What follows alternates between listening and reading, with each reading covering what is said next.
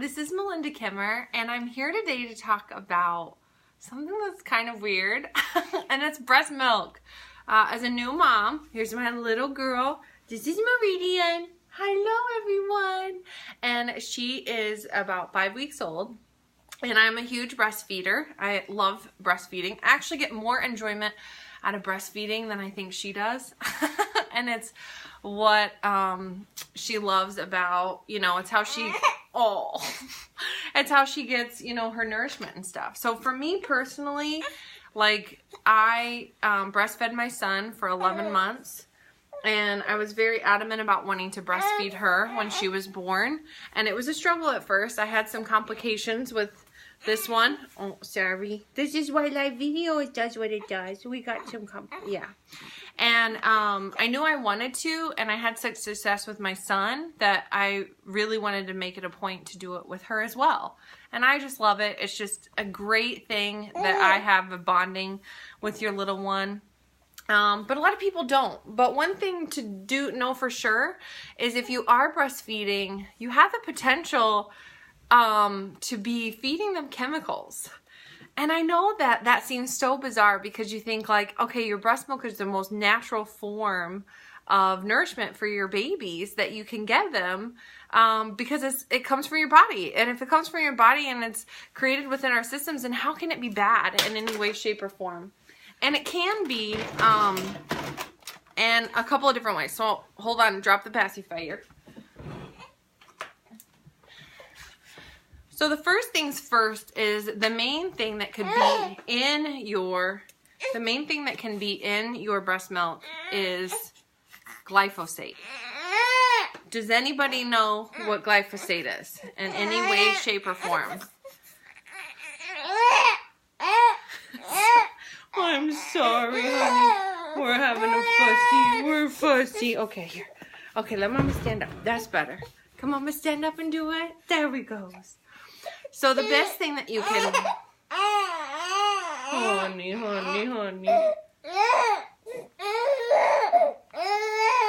Okay, you want to sit up. Okay, there. That's what we wanted.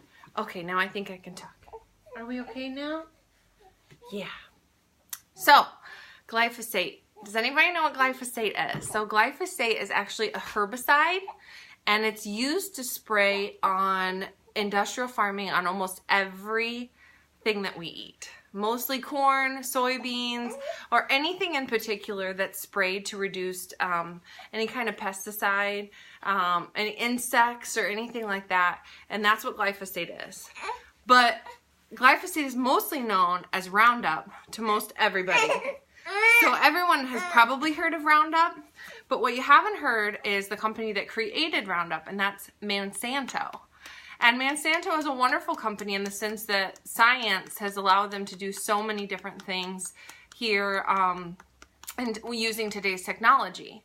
But this glyphosate is made from another chemical that many of you may be familiar with, and that's Agent Orange. Agent Orange was used during the Vietnam War, and they dropped it in large quantities all over the jungle.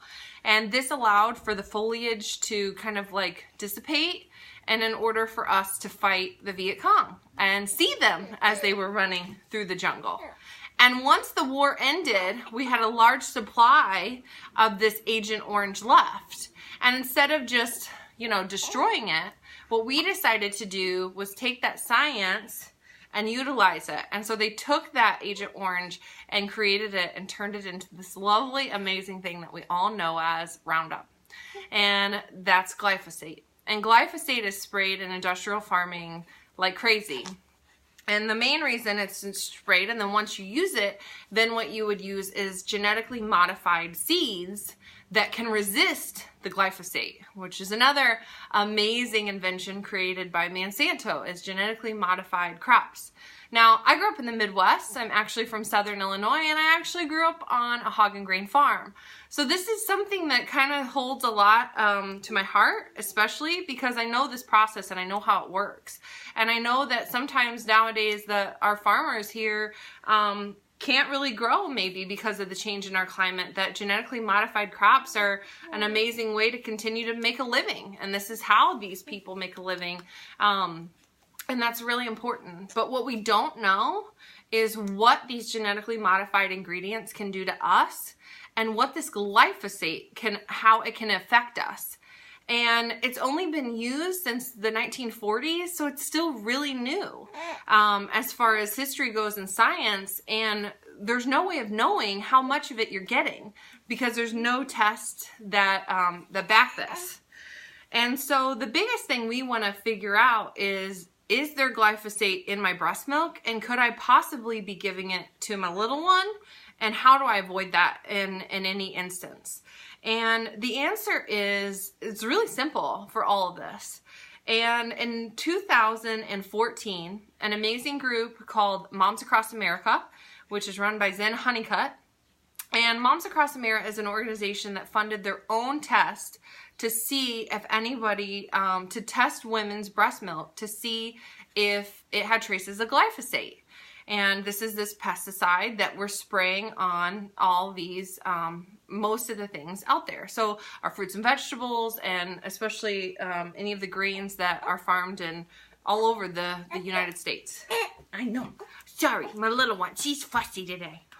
And so they did this test, and they took 10 women, and they sampled their breast milk to see if levels of glyphosate showed up. Now, this is important because Monsanto claims that there's no way that you have to be worried about glyphosate, because even though it's a herbicide and it's sprayed on all of our plant life, and we consume most of that plant life here in the United States, it's non-accumulative. And that means that, or it's non-bioaccumulative, which means that even though it's getting into your system because you're consuming this food that's being sprayed by this herbicide, an herbicide that was once used and called Agent Orange in Vietnam, even though it's not bioaccumulative. So when something's not bioaccumulative, that means it's not staying in your body, and that we're excreting it out as quickly as it's coming in. So the claim from those that have created glyphosate is that even though you are exposing yourself to it, that you're excreting it, you know, going to the bathroom and excreting it out of your body as quickly as you can.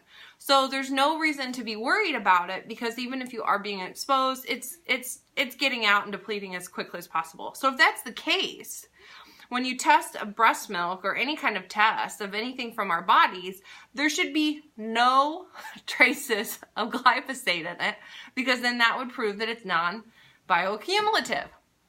So they tested 10 women and 10 women's breast milk to see if in fact those women had glyphosate in their breast milk. And of the 10 women sampled, 3 women showed glyphosate at very detectable levels within their breast milk. So this disproves that fact by Monsanto and many other creators of these wonderful herbicide, that it is bioaccumulative and it is staying in our systems. And if it's staying in our systems specifically as breast milk, that means we're feeding it to our children, and it's getting into their systems and could be changing their genetic makeup as well. And if it's showing up in our breast milk, then what else could it be showing up in? What else could it be affecting? And how else could this be affecting not only our bodies and how, you know, we process food, how we hold on to weight, how our hormones work, but how could it affect the genetic makeup of these little tiny humans that we're growing inside of our bodies, and how they respond to the food that they eat and consume, and the breast milk that we're feeding them in most instances.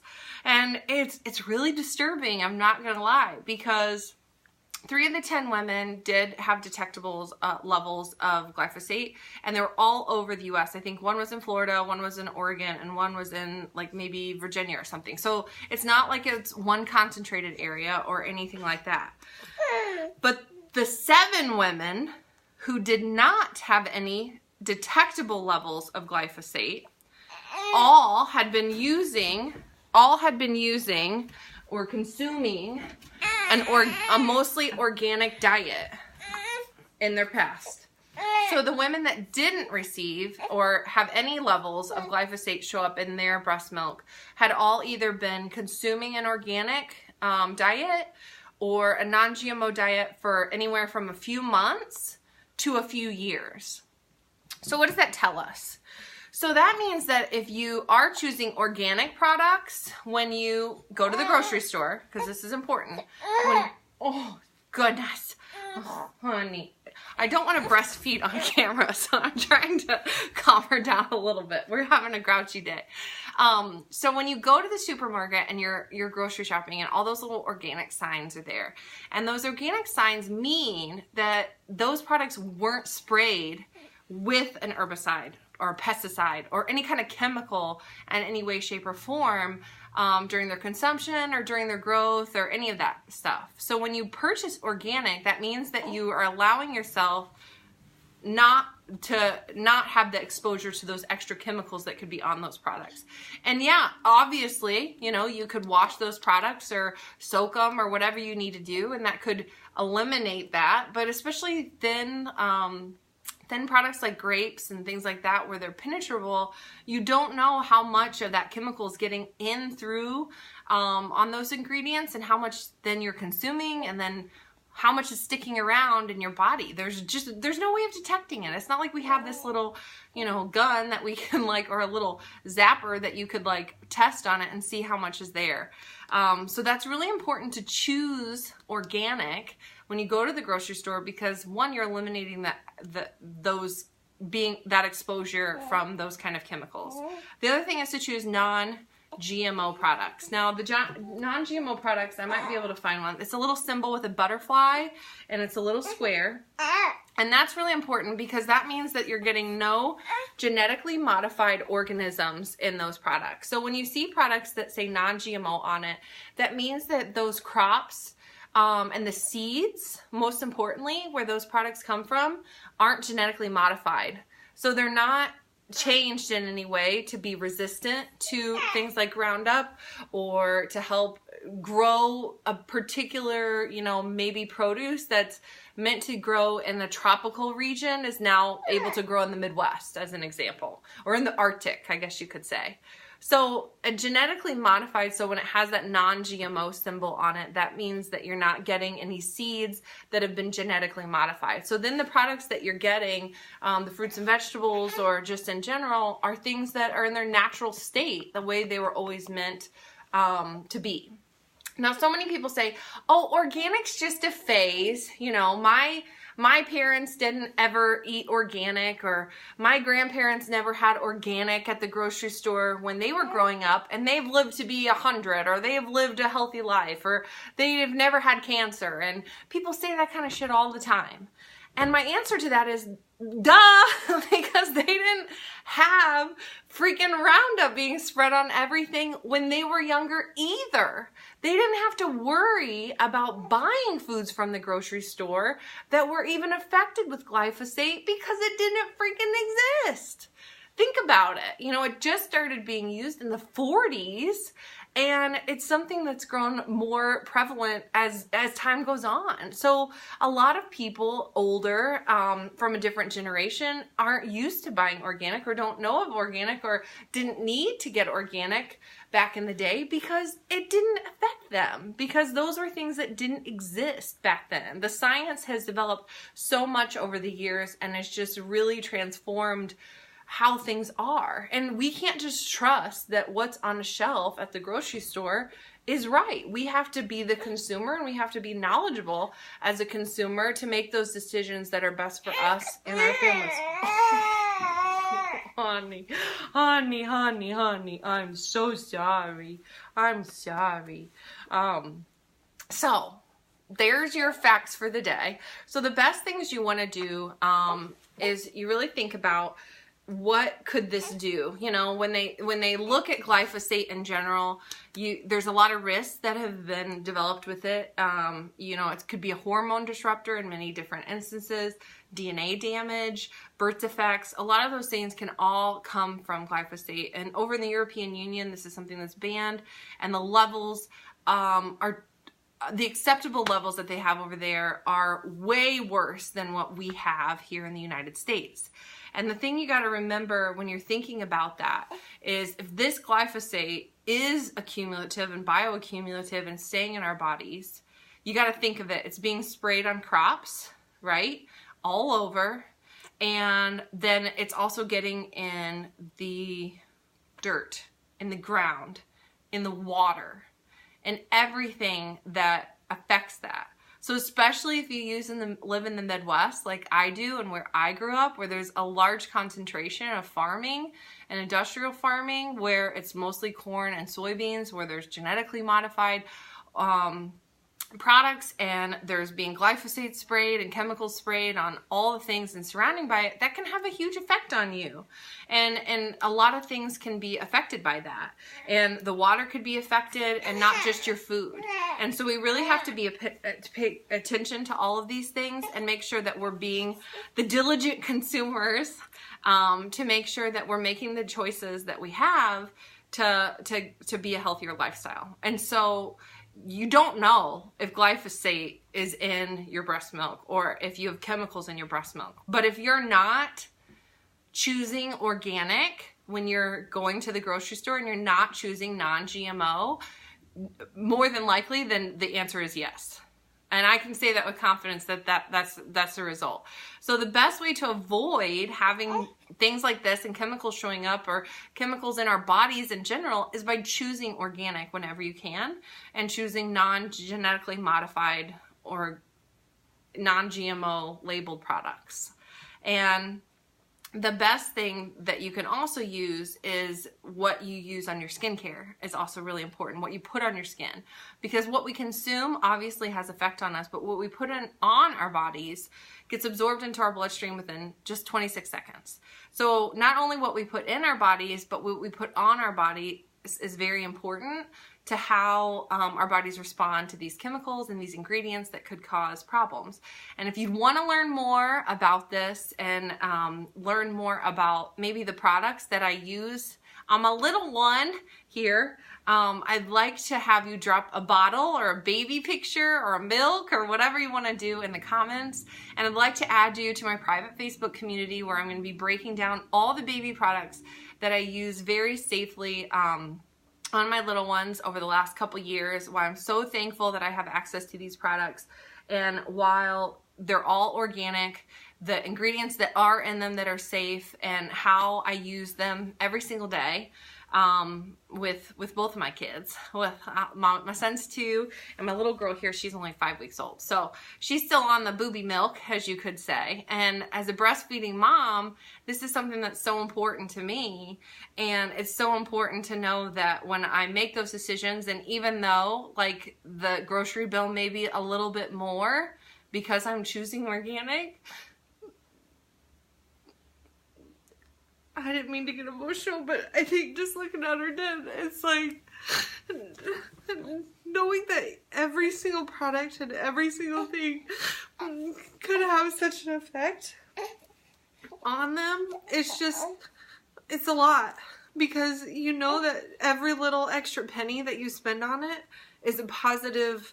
It's positive, because they're going to be healthier, you're going to be healthier, and in general, you're going to feel so much better about it, because you know that it's not worth the risk to give them products or ingredients, and everything that you feed them could affect them in a negative way. So, oh my God, I can't believe I started crying like a ball baby there, but she fell asleep and she was so cute, and I just love her so much. That's what it's like, me and a new mom, and we're surrounded by all these things. So I'm here today to just make things a little bit easier for you, because I know how hard it is, especially with social media. Everything that we're surrounded by, there's just so many things of what to do and what not to do. But choosing organic, and choosing organic produce, and choosing organic products, and choosing organic skincare is just one way to make it a healthy influence and a positive influence on you and your family and everyone else. So I'd love to help share that with you and help you learn how to do that. So just drop a little baby bottle or a little baby picture or anything in the comments below, and I'd be happy to add you to my Facebook group where we go into details about all these decisions to make life easier for each and every one of you. So love you guys. I'll talk to you soon.